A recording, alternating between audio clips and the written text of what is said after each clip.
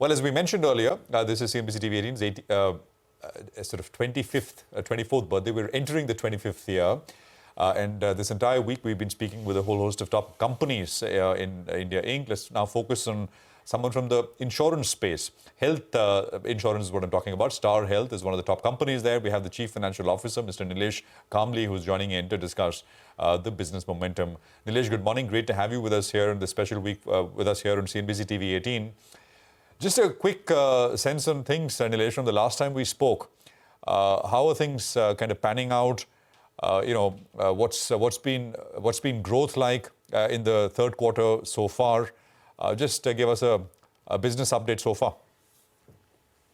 Yeah, thank you for having me on the show and congratulations on your 25th year. So in terms of growth, the industry is growing at around 18% when it comes to retail health business, and Star is going in line with the industry growth and maintaining its market share of 33%. Overall, health insurance industry is growing at 22%, driven by group health and government health business. And in the group health segment, we are growing at 25%. Sorry, group health is growing at 25%, and overall business? This is quarter-to-date numbers, business, is it? Yeah, overall also we are growing at around 18%. Growing at around 18%. Yes. Just wanted to kind of turn your attention to something we spoke about, a couple of interactions back, but I think it's once again come back into the radar. Some disputes with hospitals, etc., Nilesh, especially in the Ahmedabad region. I remember last time we spoke, you said that is largely behind you. It's an issue which has been resolved. Is that so, or I mean, is it still kind of at the margin a bit of a worry with many hospitals opting out of the network? Not really. I mean, the issue is resolved. We continue to work in Ahmedabad. All our cashless facilities are enabled. We have reached certain consensus in terms of, before delisting or de-empanelment of hospitals, we will intimate the association. So it's a very nice relationship that we continue to have with the Ahmedabad hospitals. No worries as such. All right. Hi, good morning, sir. Thanks so much for joining in. Non-agency channels, they contribute close to around 32% of the fresh business, I think, in the first half of the year.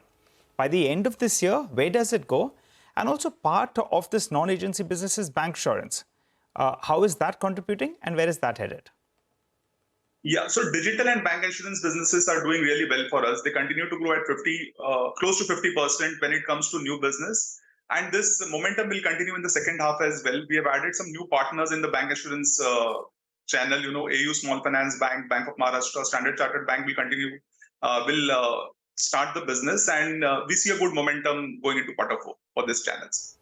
All right. And what about, your claims ratio in quarter three? There was obviously seasonal spike because of the second quarter.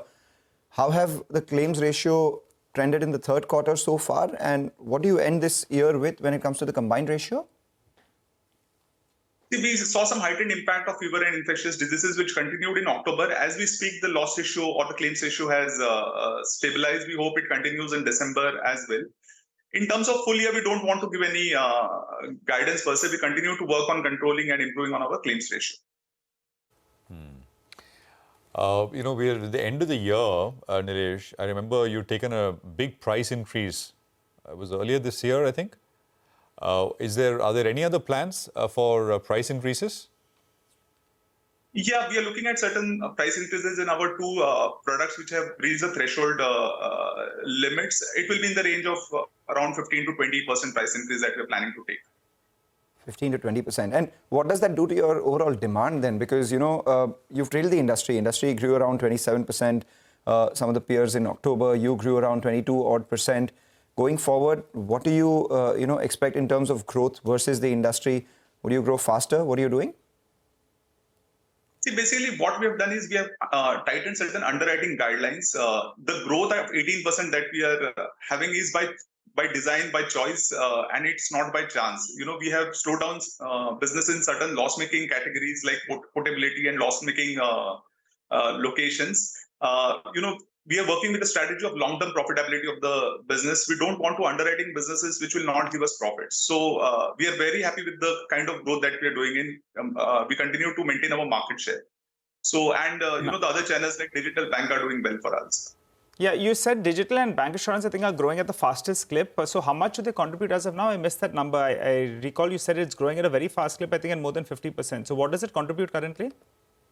So currently, both together contribute around 11 to 12% of our overall business.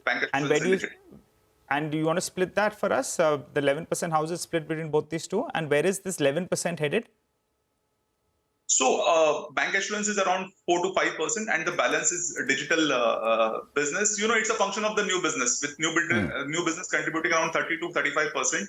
Over a period of time, that will be the overall mix. The last price increase in Family Health Optima, that was a 25% increase, right? This one is for what part of the portfolio? I mean, if you can give us a sense. This 15 to 20 that you will take, and has approval from IRDA come through? Do you need approval? So, that's the best thing. We don't need any approval. IRDA has given flexibility in terms of product pricing. The current portfolio that we're talking about is in the range of around 13 to 15%, where we'll be taking this price increase. 13 to 15% of the portfolio will see a 15 to 20% price increase, right?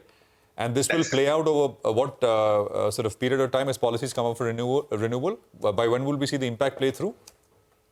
Yeah, so this will become applicable for new policies starting this month or next month. And after 3 months, it becomes applicable for the renewal portfolio. So, you see it playing out over a 12 to 15 months period. All right. Thank you so much for joining in, Nilesh. Wish you good luck and hope to see better growth in the second half of this year as you planned as well.